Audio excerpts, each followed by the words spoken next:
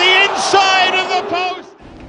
So let's now take a look at all the results from the 16 matches that were played yesterday in the Europa League. Freiburg losing to West Ham, 2-1 was the final score. And then Olympiacos with a 2-2 draw against Topola. Marseille settling for a 2-2 draw against Brighton. And Athens with a 1-1 draw against Ajax. The other matches that were played, so Liverpool with that 2-0 win against Union Berlin, and we had Brighton settle for rather 2-2 draw against Marseille. We had Real Betis with a 2-1 win against Sparta Prague. RS Limassol with a 2-1 win against Rangers. Sporting with a losing to Atalanta, 2-1 was the final score, and Sturm Graz with a 1-0 win against Rakov. The other matches, so Union SG lose 2-0 to Liverpool. Toulouse with a 1-0 win against Lask. Villarreal with a 1-0 win against Rennes, and Maccabi Haifa settled for a barren draw against Panathinaikos. Now, aside from Europa League, I want us to move to the UEFA Conference. This is still Europa League. Roma with a 4-0 win against Servette. Slav Prague with a 6-0 win against